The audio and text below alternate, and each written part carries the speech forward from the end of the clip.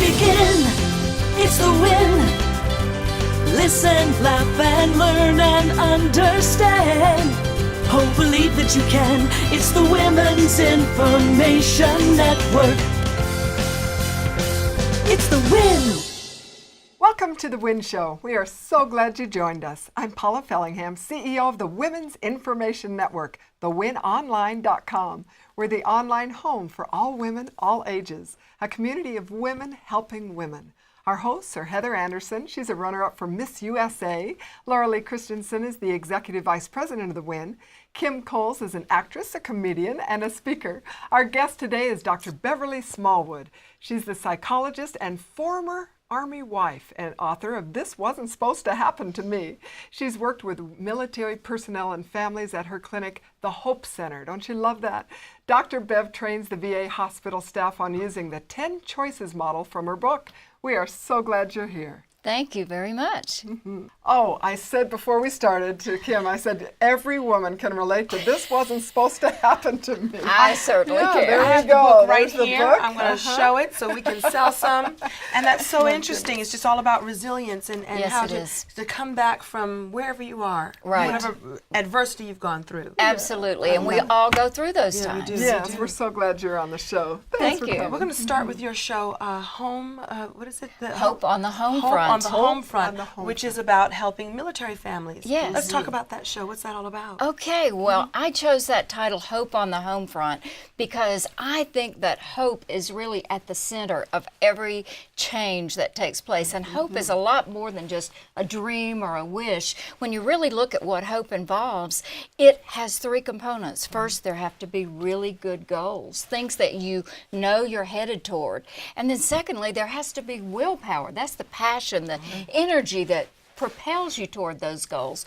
But then there has to be a third thing, and that's the way power. That's how you do it. What are the steps that you're going to be taking? And that's really how we're going to be organizing the show. My co-host and I, Elaine Dumler, will be showing folks how to really choose the goals that make the most difference to the military family, and then keep that energy and that positive magnetism up that heads you toward those goals. And then the third thing is, how are we going to do it? What are the ideas and strategies for moving in those directions? And that's what it's all about. I love that you're talking about hope not just being a passive wish, Right. but very active and specific things you can do to keep that level going and achieve Yes. your goal. Yeah. That's a So great what way. are some of the strategies? Tell us some of the things that these women are wondering. What are the strategies? Well, you know, sometimes you have to have strategies when your loved one is away on deployment, and that can get really overwhelming because you feel like you have everything to do and the kids are screaming and you don't know what And else there's to no do. help. If you need milk at 10 p.m., you No can't call help. your husband and say, No. honey, pick that up on your way home from work. They're just not there. That's exactly right. So it's really important to prioritize and organize, and that doesn't mean you have to be perfectly organized. I'm certainly not. I don't know about you guys.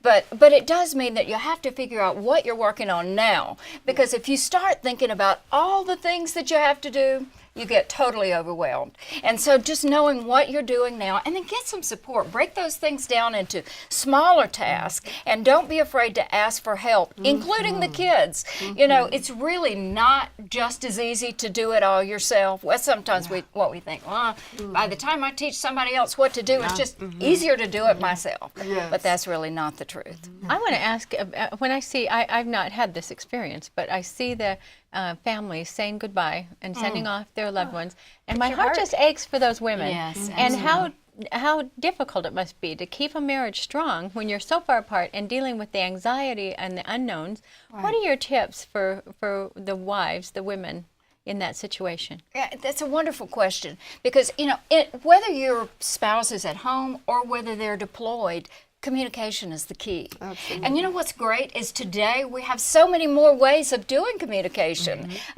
When I was an Army wife way back when, you know, I remember laboriously writing out those letters, and you couldn't wait to get the letter, but it took so long. And today you can communicate really on a daily basis most of the time with Skype, even the video kinds of things. But it's important when you do that, what you communicate about. Communicate those qualitative things that are going on in the family, the newest thing the kids did, and really don't major on the plumbing is out of order and the roof is leaking. Because when I've talked to some of the veterans and the military personnel who have been deployed and they're getting that communication all the time, they feel really powerless because they want to fix And it. men want to fix They everything. want to do So you say something the plumbing's about out, they're it. like, I Yeah, can't. they And can't so- do anything about it. Even though it's good to be heard, maybe some of that needs to go to the girlfriends and the Yeah. other support networks. And so communicate those things that really are all about what's going on in the family, and communicate, of course, your love and the fact that you miss the person and dreams about the future. And you can still so have that good. interaction, especially where it is on a daily basis. Your kid does something wrong, they miss curfew. You can actually say, honey, how do you want to handle this? And how should we punish the Involve child? them. And make sure it's really both parents who are disciplining the kids and coming up with what they can and can't do. Absolutely. If there's information you need or input or ideas about what to do, that's really something that the person is capable of giving you at that point, then that's great. Yeah. But just the complaint list, Not good. maybe not so Yeah. much. Maybe we Minimize shouldn't do it. that in any of our Minimize it. relationships, whether they're here or not. So when our sweet troops come home and they have this reunion after Right. the honeymoon period is over, there are some challenges. There really, really are, because you know what? The very thing we were talking about earlier in terms of you've been used to doing it all, and now the other person comes in, and while you're glad to see them there, there are really kind of some territorial or boundary issues. And so there can be a little bit of conflict when the person, of course, they want to come in and start, helping out and taking Yes, over. yes.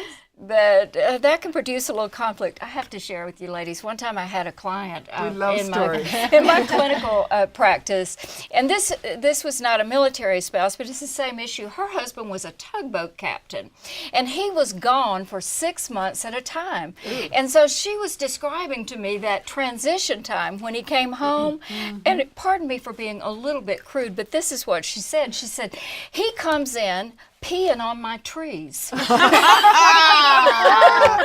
Transferring the power. I really hope that was not a Marking statement. territory. Yeah, marking the territory. So what do you do that about can that? produce some conflict. Well, it's some talking about that, and first understanding Yeah. that that's a very natural human response and something that that you really want the person to be involved with. But that's one of the challenges. There's another challenge is this, your spouse may not come home the same way that he went away.